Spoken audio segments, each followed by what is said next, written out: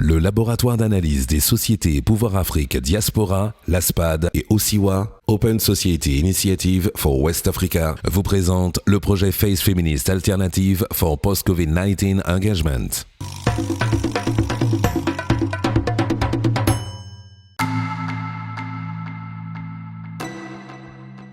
Le projet FACE, Feminist Alternatives for Post-COVID-19 Engagement, est coordonné par le laboratoire LASPAD de l'Université Gaston Berger de Saint-Louis et dirigé par la professeure Mampendaba. FACE a pour objectif de documenter, de faire une analyse des approches de genre sur comment les femmes se sont organisées pour s'intégrer et être des facteurs de résilience en mettant à la disposition des communautés leur capacité de réponse par rapport à la COVID-19. Le programme FACE, à travers l'étude de la professeure Fatoumata Anne, professeure en socio-anthropologie à l'université Hassan Sek de Ziguinchor et chercheur à l'IRL, International Research Laboratory 3189, a cherché à étudier l'impact de la pandémie et des mesures de restriction sur les violences faites aux femmes et aux filles. Appelée seconde pandémie, l'augmentation des violences faites aux femmes et aux filles a été partout remarquée dans le monde. Le Sénégal n'a pas échappé à cette tendance lourde. Les problèmes dans les domestiques se sont multipliés. On a eu beaucoup de viols, beaucoup de violences subies par les filles. Dans le département de Pékin, nous on a assisté à plus. Chaque 2 jours, on nous appelait pour un cas de viol. Des problèmes dans la famille, disputes familiales. Parce que nous on vit en communauté, on vit serré. En temps normal, beaucoup de gens, le matin, allaient vaquer à leur occupation. Mais maintenant, tout le monde reste à la maison. La promiscuité a fait que beaucoup de problèmes sociaux. Les femmes n'avaient pas l'habitude de voir leur mari à 20h. Ici, les maisons sont étroites, les chambres. Oui, il y a un changement de comportement subit. Il y avait beaucoup de bagarres, nous étions obligés d'intervenir. Quand on parle de violence, il y a les violences physiques qui font référence aux coups, aux blessures, aux meurtres et entre autres. Il y a les violences psychologiques et morales, les paroles dégradantes, les humiliations, les injures, les menaces. Il y a aussi ce qu'on appelle les violences économiques, qui se réfèrent à l'aspect économique pécuniaire, avec le défaut d'entretien, les cas d'abandon de famille, entre autres. Et on terminera avec les violences sexuelles. Et durant cette période de Covid, on a remarqué que les violences économiques sont revenues et ont été les violences les plus récurrentes. Aujourd'hui, c'est des femmes qui avaient cette opportunité, avant le Covid-19, de pouvoir aller faire des activités génératrices de revenus, mais avec le contexte de confinement, de limitation des déplacements, ces personnes-là, ces femmes n'ont pas pu aller vaquer à leurs occupations et cela s'est ressenti dans le cadre du ménage. La promiscuité, mais aussi un cadre familial assez exigu, a entraîné souvent des situations, des cas de violence économique qui ont abouti à des violences physiques. Parce qu'au-delà des violences économiques, qui ont été à plus de 64%, à 65% des motifs de consultation via la ligne avec la flotte mise en place, c'est les violences physiques qui sont venues en 2e position, suivies des violences psychologiques et morales, des violences sexuelles et des violences en général dans le cadre du ménage. Pendant la pandémie, on était aussi dans une situation de crise sanitaire qui a entraîner la prise de mesures de santé publique que l'on qualifie d'inédites et qui ne le sont pas tant que ça, notamment le semi-confinement, la limitation des déplacements. Mais en fait, ces mesures de santé publique entraînent ce que nous appelons les risques concurrentiels. Et donc, parmi ces risques concurrentiels, il y a ces violences basées sur le genre. De manière générale, les études ont montré que justement que ces situations de crise entraînent une hausse des VBG. Il y a eu aussi beaucoup de déclaratifs sur de déclarations de cas, de témoignages de cas de violences basées sur le genre. Parce que justement la crise sanitaire a fait que il y a eu une perte de revenus, par exemple. Quand on parle de femmes, il faut quand même savoir que tout le monde n'est pas affecté, toutes les femmes ne sont pas affectées de la même manière par les violences. Et là, l'article que j'ai écrit fait une sorte d'esquisse de typologie des formes de violence selon les femmes. Parce que quand on parle des violences physiques, par exemple, elles ne concernent pas forcément les femmes les plus instruites ou les femmes qui ont une certaine autonomie financière. Ce sont les femmes les plus vulnérables qui sont les plus battues. parce que quand elles ont un pouvoir économique, elles sont consultées quand il s'agit de prendre des décisions qui concernent le ménage. Et donc, cette capacité de négociation fait qu'elles vont avoir un statut qui va être différent.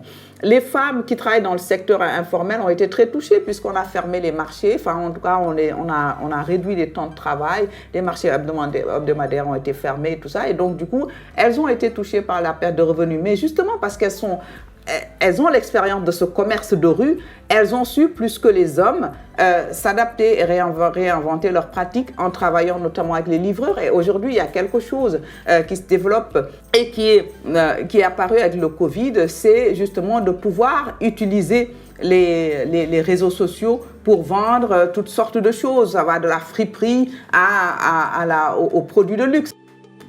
Au Sénégal, concomitamment à la riposte sanitaire, des dispositifs ont été élaborés de part et d'autre et dans tous les secteurs, en plus des dispositifs communautaires et traditionnels qui existaient déjà et qui ont été renforcés ou adaptés au contexte de la Covid-19.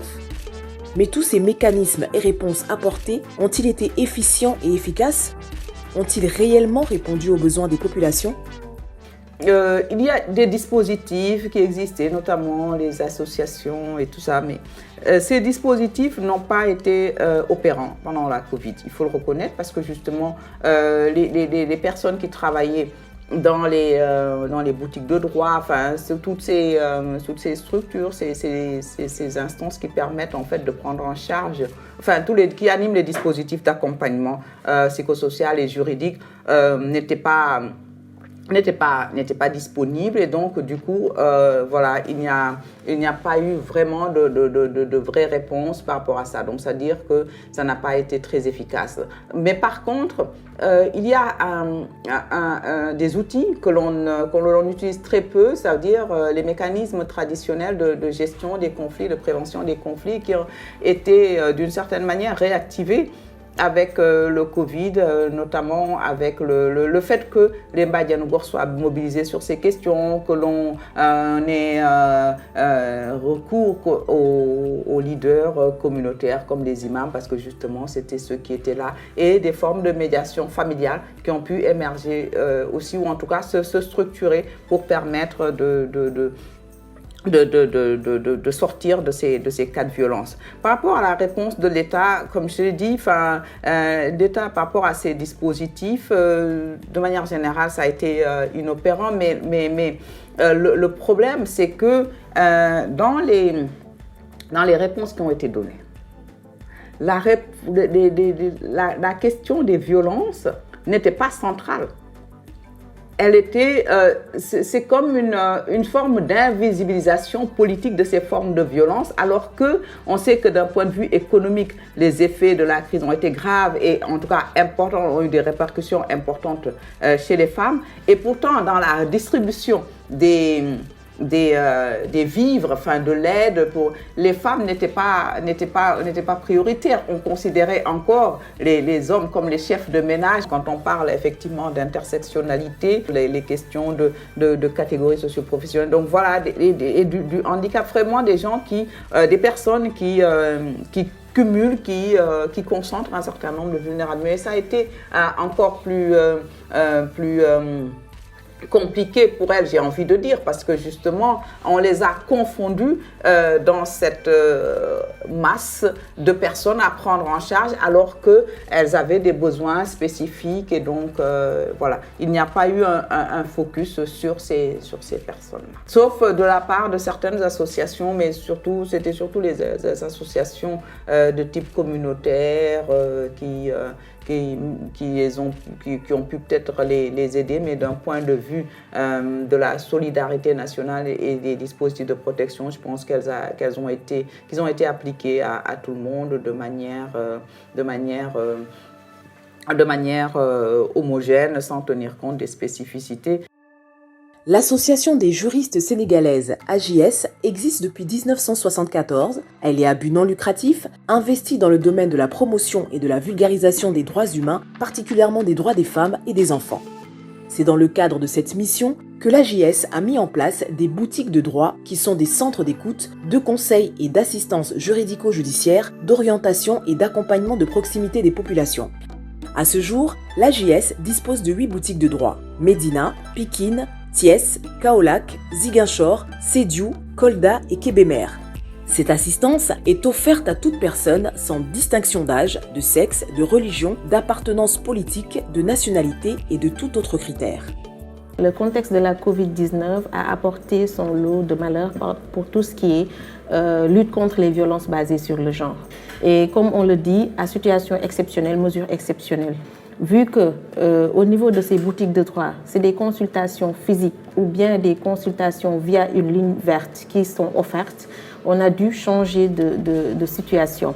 Et à ce titre, les consultations physiques ont dû être arrêtées pour laisser place à une consultation en ligne durant le contexte de Covid-19. On a dû changer de méthode de sensibilisation, méthode de vulgarisation, méthode de protection. Et au-delà de l'arrêt des consultations physiques au niveau des boutiques de droit, je le dis, les consultations via la ligne continuaient, via la ligne verte continuaient avec le 800, 805, 805, qui est une ligne verte qui a été mise en place pour apporter aide et assistance. Hors le confinement, hors Covid, cette ligne existait. Mais avec la Covid, on a été obligé d'arrêter les consultations physiques pour continuer avec la ligne verte qui était balancée vers les numéros des coordonnatrices et consultantes de boutiques de droit. Au-delà de ça aussi, il y avait des politiques. On a utilisé les réseaux sociaux parce que qui c'est AJS, c'est que nous sommes présents sur les réseaux sociaux avec notre compte Facebook, avec notre site, avec notre page Twitter, Instagram et autres. Et c'était des canaux qui nous permettaient de pouvoir communiquer. Et je rappelle aussi que durant cette période, on a eu à développer des projets, des programmes avec des partenaires. On a eu à faire une étude avec la fondation Heinrich Böll qui nous a permis de voir l'ampleur des violences, mais aussi de pouvoir les cartographier, de pouvoir connaître l'impact de chaque violence avant Covid et après Covid. Et au-delà de ça, un projet a été déroulé avec ONU Femmes et ONUDC pour l'accès à la justice des femmes et des filles pour victimes de violences. Parce qu'on a vu que c'est des cibles, en temps normal, c'est des cibles qui subissent le plus la violence, mais qui n'ont souvent pas les moyens d'accéder à la justice. Et cette situation s'est exacerbée pendant la période de Covid. Donc ce projet permettait, avec des émissions thématiques, dans les radios comme la RFM, Zik FM, dans les radios de la place, dans les télés, de pouvoir sensibiliser déjà sur le numéro vert qui existe, mais aussi le numéro 116 du Centre Guinée pour les enfants et autres, le 800, 805, 805 pour l'Association des juristes sénégalaises, de distribuer aussi des flyers, de faire dans la communication. Donc ça, c'est des moyens qui nous ont permis de pouvoir toucher le maximum de populations afin de les informer sur tout ce qui est impact des violences, moyens de prévention mis en place développés par l'association en collaboration avec ses partenaires. Et avec le ministère aussi de la femme, de la famille, du genre et de la protection de l'enfant avec les dons qu'on a distribués. Donc beaucoup de partenaires, UNFPA, ONU Femmes, ONUDC ont collaboré avec l'AJS pour apporter aide et assistance aux populations afin que l'impact des violences ne puisse être ressenti, mais aussi l'aspect économique qui a pesé puisse être allégé pour les femmes victimes de violences. Durant la crise de la Covid-19, la perte de revenus, l'insécurité, la perte de mobilité, toutes les conséquences des mesures restrictives ont été des facteurs de risque qui ont augmenté les violences sous toutes les formes. Les femmes et les filles se sont acquittées de la majeure partie des travaux domestiques et des soins à la famille et ont subi des violences basées sur le genre. Mais l'autre constat qui a été fait pendant cette pandémie et qui mérite que l'on s'y attarde, c'est que même les hommes n'ont pas été épargnés par les VGB, ils ont subi les conséquences du patriarcat dont ils bénéficient. Mais ce qui est aussi apparu et dont on parle très peu, parce que quand on parle de violence basée sur le genre, on pense souvent qu'il ne s'agit que de femmes. Mais il y a aussi des hommes qui sont touchés par ces formes de violence. En s'inscrivant dans une démarche où on allie à la fois une approche théorique qui combine analyse intersectionnelle, intersectionnalité et masculinité positive, on a vu que la crise sanitaire, la Covid, a engendré ce qu'on appelle une crise de la masculinité. crise de la masculinité parce que tout simplement, des hommes sont généralement, leur rôle social, c'est d'être pourvoyeurs de ressources. C'est à eux qu'incombe la charge de la famille. Sauf que la crise sanitaire a engendré une déperdition, une perte de revenus, donc d'ordre de 30% selon les données de l'ANSD. Donc qu'est-ce que ça a entraîné? Et ce que l'on a pu voir, c'est que du coup, les femmes ont été obligées, parce que justement, elles ont été obligées de réagir. Les femmes sont plus résilientes d'une certaine manière face aux crises. Elles se sont retrouvées à devoir investir du commerce de rue, mais autrement, à réinventer leurs pratiques. Parce que la crise de la masculinité a eu aussi comme effet ou comme conséquence des formes de violence. Les hommes qui ne sont plus reconnus dans leur rôle, qui se sentent relégués au second plan, qui fait que justement ils ne sont plus chefs de famille. Le statut, ils vont le garder de fait. Mais dans la réalité, ça va être une illusion de statut ou de pouvoir qui est là et qui est gardé, mais qui n'est exercé sur personne parce que justement, on est dépossédé de son rôle social qui va être incarné par les femmes. Mais paradoxalement, les femmes ne vont pas revendiquer ce statut de chef de famille. Elles vont continuer à gérer le quotidien. Les violences vont être finalement d'un autre ordre. Elles ne vont plus être physiques, elles vont être plus psychologiques, etc. Un autre effet de la Covid-19, c'est la suspension temporaire des audiences civiles dans les cours et tribunaux qui, en plus des mesures restrictives, ont ralenti les services dont avaient besoin certaines victimes. Quand bien même les commissariats et les gendarmeries fonctionnaient 24 heures sur 24, la prise en charge holistique des victimes de violences basées sur le genre et leur référencement vers les structures indiquées a connu des difficultés dans sa mise en œuvre. Avec la Covid, les justiciables avaient beaucoup de mal pour se déplacer. Donc souvent on référait, mais avec les mesures de restriction, à un moment donné, au niveau du tribunal, les audiences avaient été suspendues. Dans les commissariats, certaines plaintes n'étaient pas prises. Donc ça aussi, ça posait problème. Même dans la prise en charge en tant que telle, la prise en charge était ralentie par le contexte qui s'y est. Même si on a pu avoir un partenariat avec l'Association des femmes médecins du Sénégal, entre autres, mais on voyait que tout ce qui est prise en charge avait été ralenti. Et aujourd'hui, ça doit nous ramener à pouvoir prendre des mesures après Covid, faire de telle sorte que tous les services dont les victimes ont besoin puissent être présents en temps voulu. Mais la première des remarques que je vais faire, c'est l'élan de solidarité. Parce que durant la période de Covid-19, on a eu un élan de solidarité nationale. Je l'ai dit tantôt à l'entame de mes propos, des dons ont été donnés aux victimes, des dons ont été donnés à des personnes qu'on jugeait vulnérables et qu'on savait que la période allait impacter déjà leur prise en charge, mais au-delà aussi leur cadre de vie. Donc on a essayé de leur apporter ce soutien-là avec des denrées alimentaires et tout le nécessaire pour pouvoir tenir. La lutte contre les violences basées sur le genre doit être un problème de tous. Que retenons-nous de cette pandémie liée à la Covid-19 ? Sommes-nous suffisamment outillés et prêts pour faire face à de nouveaux défis, à une nouvelle crise, quelle qu'elle soit ? L'importance même de la pérennisation des boutiques de droit s'est fait sentir durant cette période parce qu'on a été beaucoup sollicité, je l'ai dit. Plus de 580 personnes ont été assistées et ça c'est non négligeable avec des cas de satisfaction. Et ça nous a montré qu'aujourd'hui, il faut faire de sorte qu'on puisse pérenniser ces boutiques de droit, faire de sorte que dans les 14 régions du Sénégal, qu'on puisse avoir des boutiques de droit parce qu'on n'en a que 8 dans cette région du Sénégal. Mettre en place aussi un fonds d'assistance judiciaire suffisant pour les victimes afin qu'ils puissent bénéficier de l'assistance d'un huissier, d'un avocat et du nécessaire, de l'appui médical avec l'achat d'ordonnances, entre autres, dont a besoin une victime de violences basées sur le genre. Donc ça, c'est des recommandations que nous faisons et des remarques que nous avons faites, que durant cette période, il y a eu des choses qui ont changé et pour lesquelles on doit avoir des réponses assez urgentes, faire de sorte de créer des mécanismes pour inciter à la dénonciation, parce que souvent aussi, ces stéréotypes qui sont liés aux violences basées sur le genre se sont fait ressentir durant cette période de Covid-19 où des personnes victimes de violences ont eu à être signalées, mais ces dernières n'ont pas voulu faire de procédure. Donc, inciter à la dénonciation des cas de violence, ça aussi c'est important.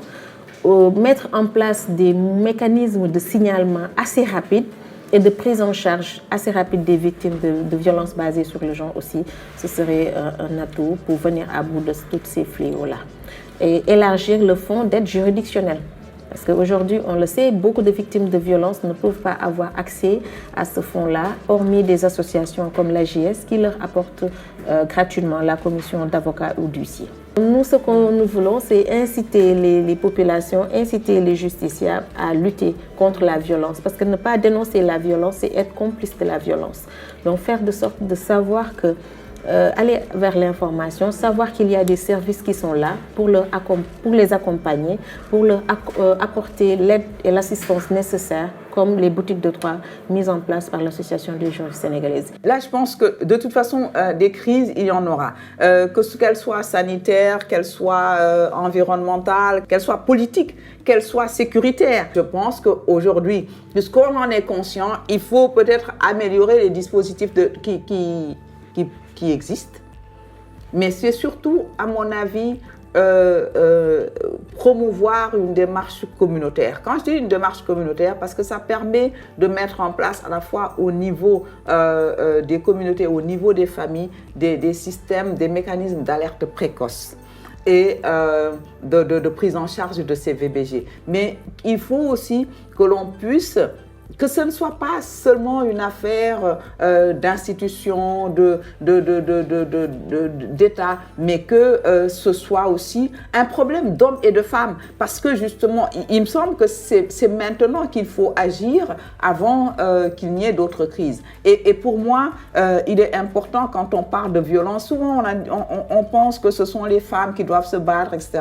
Mais moi, je voudrais que les hommes s'impliquent sur ces problématiques-là. Parce que justement, ça peut être plus efficace quand un homme sensibilise un autre homme sur les conséquences à la fois psychologiques, sociales et tout ça, que si une femme le fait. Parce que quelquefois, on oublie qu'il y a aussi, quand on parle d'intersectionnalité, des rapports sociaux de force, des rapports de genre qui existent entre les femmes, des rapports de pouvoir, des rapports de domination entre femmes elles-mêmes. Et donc, de ce point de vue-là, il me semble qu'il est important que l'on puisse, dès maintenant, apprendre de ces différentes crises, apprendre de nos expériences et construire des vraies réponses.